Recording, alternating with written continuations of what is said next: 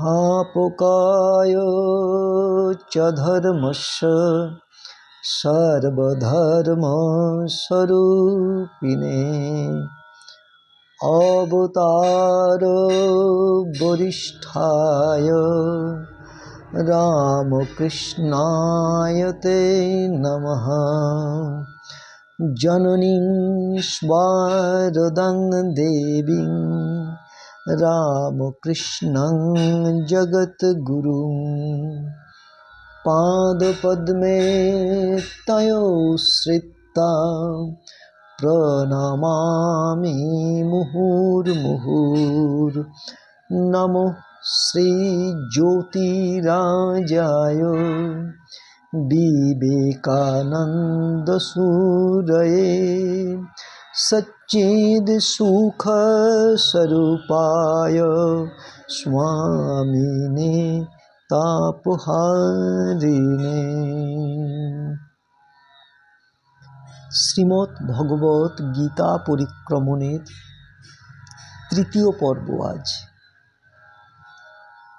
আজকের এই পর্বে অষ্টাদশ অধ্যায় বিশিষ্ট শ্রীমদ্ ভগবত গীতার প্রথম অধ্যায় অর্জুন বিষাদ যোগ সম্পর্কে আমার অনুভবটুকুকে ব্যক্ত করব। দেখুন, অধ্যায়টার নাম অর্জুন বিষাদ যোগ। ফলে বোঝাই যাচ্ছে যে অর্জুন এখানে বিষাদগ্রস্ত হয়েছেন। এই সময়ের ভাষায় অর্জুনের নার্ভাস ব্রেকডাউন হয়েছে, আর সেকালের ভাষায় তার ধর্ম সংকট দেখা দিয়েছে। তবে ধর্ম শব্দটাতে যাদের অ্যালার্জি আছে তারা না হয় নার্ভাস ব্রেকডাউন শব্দটাকেই নিয়ে নিন। যাই হোক, তা কেন অর্জুনের ধর্ম সংকট দেখা দিল?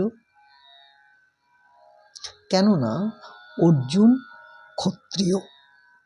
সেকালের সামাজিক শ্রম বিভাজনে সমাজের মোট কাজকে গুণ এবং কর্ম অনুসারে যে 4টে ভাগে ভাগ করা হয়েছিল, সেই 4 ভাগের মধ্যে ক্ষত্রিয়ের দায়িত্ব ছিল অধর্মের বিনাশ ঘটিয়ে সত্য ও ধর্মকে প্রতিষ্ঠা করা। প্রথম অধ্যায়ে শুরুটা হলো কুরু কুলপতি ধৃতরাষ্ট্রের সঞ্জয়কে করা প্রশ্ন দিয়ে। তিনি প্রশ্ন করলেন, ধর্মক্ষেত্রে কুরুক্ষেত্রে আমার এবং পাণ্ডুর পুত্ররা একত্রিত হয়ে কি করল? দেখুন, মহাকাব্যের কবি শুরুটা করলেন যে দুটো শব্দ দিয়ে, তা হলো ধর্মক্ষেত্র এবং কুরুক্ষেত্র, যা আবার যুদ্ধক্ষেত্রও বটে। মহাকাব্যের কবির নাটকীয়তাটাও দেখুন, বৈপরীত্যটাও ভাবুন। যুদ্ধক্ষেত্র তা কিনা ধর্মক্ষেত্র। যে কোনো মহাকাব্যকে বুঝতে হয় মহাকাব্যিক মন দিয়ে। আচ্ছা, মহাকাব্যিক মন না হয় ছেড়েই দিন। এই যুগের ধনতন্ত্রের বিরুদ্ধে সাম্যবাদকে প্রতিষ্ঠিত করতে যদি বিপ্লবকে হাতিয়ার করতে হয়, তবে যুদ্ধক্ষেত্র ধর্মক্ষেত্র বা ধর্মক্ষেত্র যুদ্ধক্ষেত্র হয়ে উঠতে পারবে না কেন? কুরুক্ষেত্রের ধর্মযুদ্ধের মাঝখানে অর্জুন দাঁড়িয়ে আছেন। কিছুক্ষণ বাদেই যুদ্ধ শুরু হবে। সবাই যে যার মতো শঙ্খ বাজিয়ে দিয়েছেন, শুধুমাত্র রেফারির বাঁশিটাই যা বাজতে বাকি। এমন সময় অর্জুনের এই নার্ভাস ব্রেকডাউনটা দেখা দিল, ধর্ম সংকট দেখা দিল। অর্জুন বললেন, আমার মাথা ঘুরছে, আমি চোখে অন্ধকার দেখছি, আমার হাত পায়ে জ্বালা হচ্ছে। এখানেই শেষ নয়, তিনি মানসিকভাবেও এমন এমন কথা বললেন যা কোনো ক্ষত্রিয়ের ধর্ম সুলভ নয়। ভেবে দেখুন, এখনকার সময়ের কোনো ছাত্র অর্জুন, কোনো ডাক্তার অর্জুন, যুদ্ধক্ষেত্রে দাঁড়ানো কোনো সেনা অর্জুন যদি এইভাবে এই কথাগুলি বলেন, তাকে আমরা কি বলবো? কোনো অপারেশন করতে আসা ডাক্তারবাবু যদি অপারেশন করার সময় ভাবেন রোগীর লাগবে না তো, একে আপনারা কি বলবেন? এই অবস্থা হলে এই একবিংশ শতাব্দীতেও একজন ছাত্র, একজন ডাক্তার, একজন সেনা তাদের নিজেদের ধর্ম থেকে বিচ্যুত হন বই কি।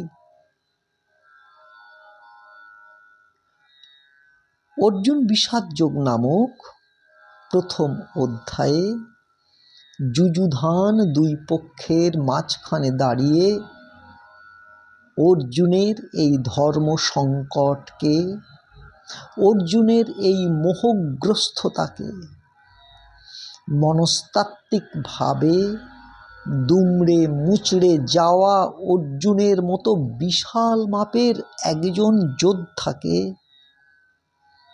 ভগবান শ্রীকৃষ্ণ, মনস্তত্ত্ব বিশেষজ্ঞ ভগবান শ্রীকৃষ্ণ কিভাবে স্বধর্মে প্রতিষ্ঠিত করিয়ে তাকে দিয়েই কাজটা করিয়ে নিলেন, বাকি 17টা অধ্যায়ে আমরা কিন্তু সেটাই জানব।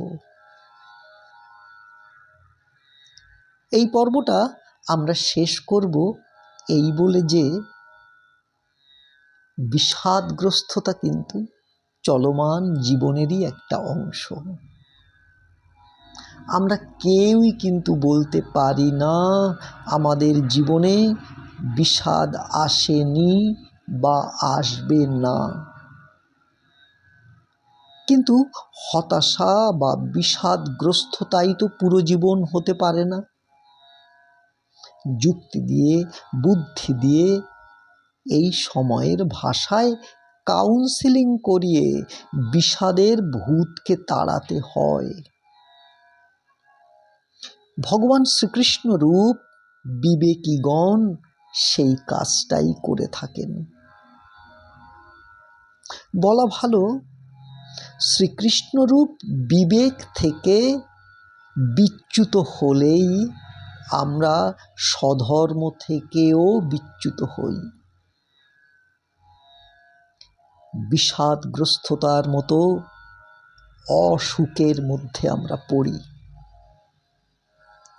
এখানেই যোগ বা যুক্ত থাকা শব্দটির প্রাসঙ্গিকতা। এই জন্যই শ্রীমদ্ ভগবদ্গীতার সমস্ত অধ্যায়গুলির শেষে যোগ শব্দটাকে যুক্ত করা হয়েছে। আমাদের ঠাকুর কবিও লিখেছেন না, বিশ্ব সাথে যোগে যেথা বিহারো, সেইখানে যোগ তোমার সঙ্গে আমারও। আজ এইটুকুই থাক। আগামী পর্বে আমরা শ্রীমদ্ ভগবদ্ গীতার প্রথম অধ্যায়ের বাংলা অনুবাদটুকু শোনাবো এবং শুনব। এই অধ্যায়ে শুধু জেনে রাখলাম অর্জুন বিষাদগ্রস্ত হয়েছেন। সবাই ভালো থাকুন। ওম শান্তি শান্তি শান্তি। হরি ওম তৎসৎ। শ্রীরামকৃষ্ণার্পণমস্তু।